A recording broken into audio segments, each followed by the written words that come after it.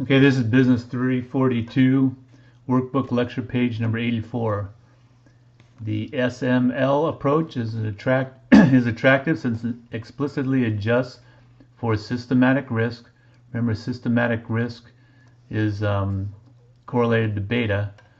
Unsystematic risk does not get that you don't get risk return for unsystematic risk because that can be diversified.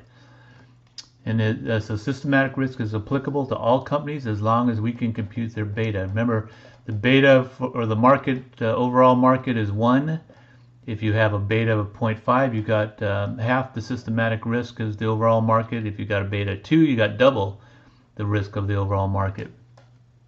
However, we have to estimate the expected market risk premium and beta, which usually vary over time, and as before, rely on the past to predict the future, which is not always reliable. So this is talking about the SML, the security market line approach, which is also the CAPM, which is the capital asset pricing model. Sometimes we use the average of the above two estimates, the one for the constant dividend growth method and the SML method, average of the two estimates to compute the average cost of equity. Don't worry about this star right here. That means nothing right there. Okay, so sometimes we compute the average. Problem: suppose our company has a beta of 1.5. The market risk premium, remember the market risk premium is this part of the equation, both of these together. This is the expected market return. This is the risk-free rate. You subtract this from that, and that gets you the market risk premium. They're giving you the market risk premium here of 9%. And the current risk-free rate is 6%. We have used analyst estimates to determine that the market believes our dividends will grow at 6% per year in our last dividend. So this is D0, that's the last dividend. The next dividend will be D1, which will be this times 1 plus the growth rate. So 2 times 1.06 will be D1. Our stock is currently selling for $15.65. What is our cost of equity using the dividend growth method and the security market line approaches? So the security market line is risk-free rate, RE, equals the risk-free rate plus, and I got beta over here. You can have beta right here too, right next to this. Either way. The expected rate of return for the market minus the risk-free rate. You subtract this from that, and that gets you the market risk premium, which is what they gave you, times beta. Okay, so they told us the risk-free rate is 6%. They told us the market risk premium. When it says premium, that means these two, this whole thing. This minus that minus this, that minus this. The market rate minus the risk-free rate. That's the market risk premium. So they gave that to us times beta, or beta can be times that, either way. So that's 19.5%.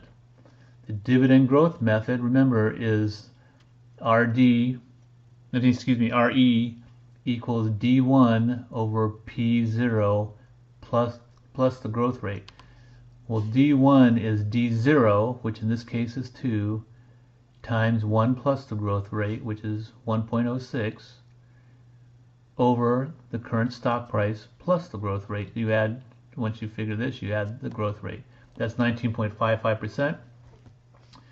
You take them, add them together, divide by 2, that gets you the average of 19.525%. The cost of debt.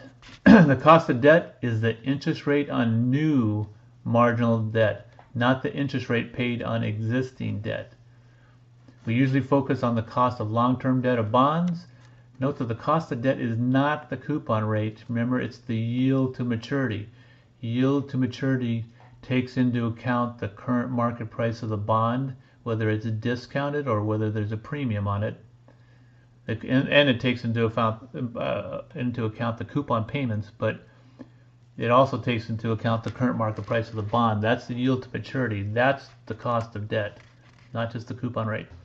Because it is the market rate of interest that would be required on new debt issues. So if you bought it, then a new bond, you would be paying the yield, the current market price, which would have the yield to maturity, which is a combination of the coupon rate and the price taken into discount, or if it's a premium.